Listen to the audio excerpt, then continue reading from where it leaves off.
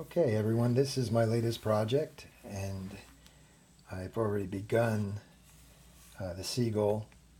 This is on clayboard, drawing of the boat with the canopy is just very light pencil lines. As you can see here, we've got quite a challenging picture.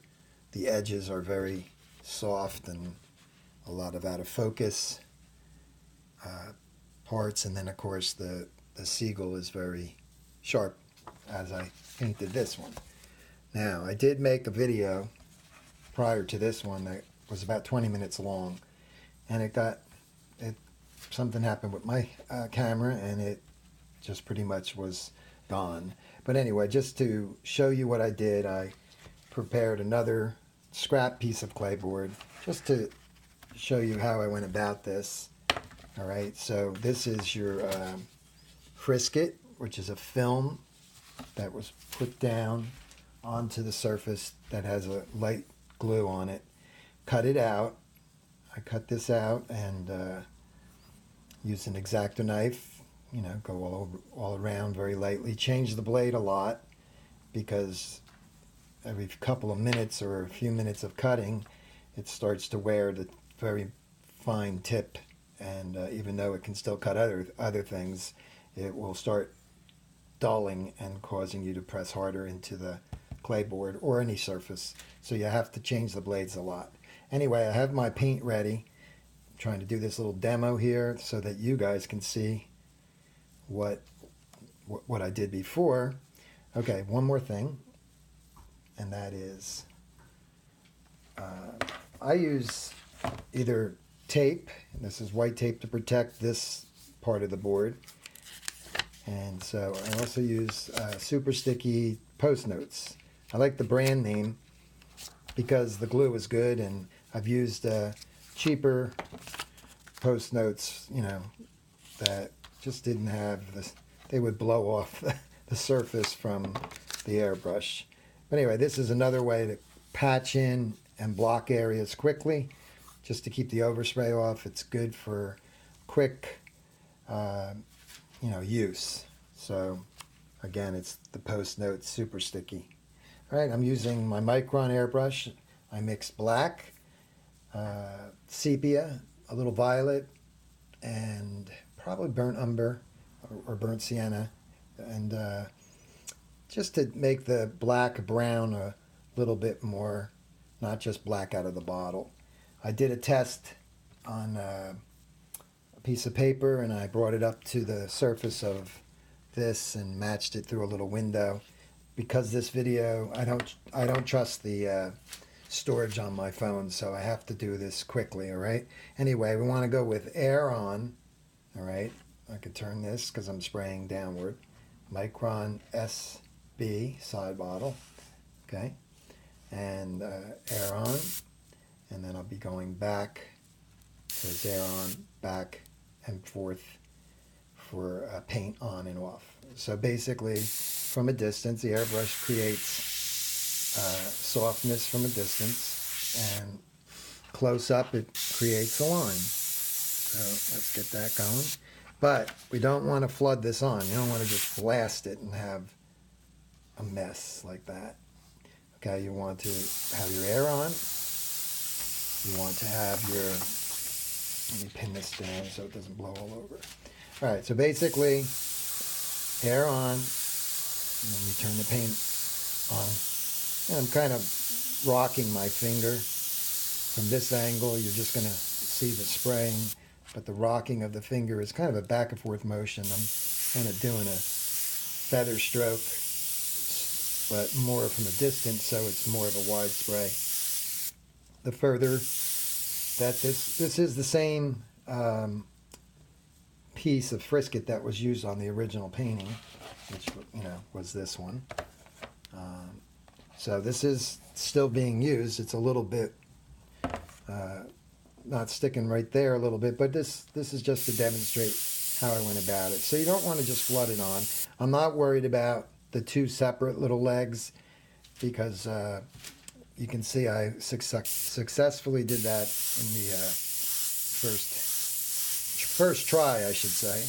All right, so you dust in your color. This is going to be very black, as you saw in the picture. It's going to be very dark and a very, very hard edge. Very hard edge, just like a stencil there.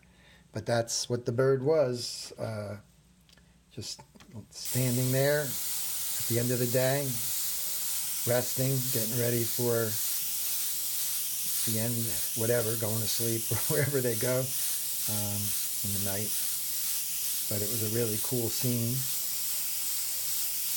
Got to take the picture and a bunch of other good pictures, really cool pictures that night too. So as I come down to this part, because this area starts to go into a blur, I don't have any real hard edge right in here. So when I sprayed in here, basically it's all going to melt. I didn't go up to the line yet due to the fact that my orange is got to be in the sky first. Then I'll roll the black up on top of the orange. So I work from light to dark, but in this case it's stenciled, so you can put the bird in. It's a separate thing in itself. So, but once I start doing the blendings over each other, that will be a different story. So again, I'm going after this right now. It looks kind of brown to me from my view. Second coat, air dry. Air dry. Oh yeah, I mentioned in the other video that didn't come out that I'm using a Terry Hill silent air compressor. It has one motor. It's on right now. It's very quiet. And this is the one from my home or going out to do demos or something. And at my son's studio at his store, I have my older double motor silent air. It's really old, but it's hanging in there. Change the oil and that kind of stuff, synthetic oil. But anyway, they're really quiet. This one's quieter than the one at the store. Not by much, but it is quieter. So anyway, I'm just going to get this on here. You can see if you don't want to flood it on because you're going to have just a mess. It takes a little time to do it right. Okay, so this seagull now is waiting for the the peeling away of the frisket, and then I can go after this is how you clean the frisket. I can go after the orange area. I'm sorry. It's pretty frazzled, to say the least, to have done a nice 20-minute video for you guys, only just to lose it to wherever it went. When I went to upload it on YouTube, the video on my photos was empty. It was just nothing. I couldn't make anything happen. It was like it wasn't there, and it wasn't. So anyway, I ran out of the device. It said ran out of storage. So anyway, hopefully this will be good. But that's how you clean the frisket. It's just basically so you can keep, if you need to use it again, which I did for this purpose, and this is, then you can clean your frisket. Notice I can touch the painting and nothing is happening to it. That's how fast that paint dries. But it's still in a transparent state, can still be erased and worked on, especially in the early stages, because Createx they developed it to have a window of time where you could erase it or scratch it with an X-Acto much easier than, say, an hour or two later. But it still erases, and it's still great. But it really is, that window is really excellent because it's like super easy. But anyway, let's just remove this so that you can see the results of what I'm doing with the real painting. I'm not going to save that piece anymore because, I mean, I'll try to take it off as good as I can, but I shouldn't need it anymore. You can only get so much out of these, I guess. All right, so let's get this off here. All right, hang that up onto the lamp. So that's the same thought, going in and getting the seagull all ready. Again, the legs are not, you know, this is a practice piece, but just to show you the scratching, you can come in here and you could literally remove that paint, almost draw with it, using the X-Acto knife, very flat, almost on its side. He has very bony legs, very skinny. But anyway, you can see I could kind of remove paint right there to create the gap. And it is even skinnier. I'll just go a little bit more here.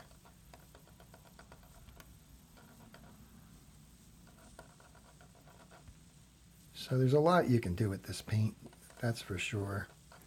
And the right surface too. You have to have the right surface.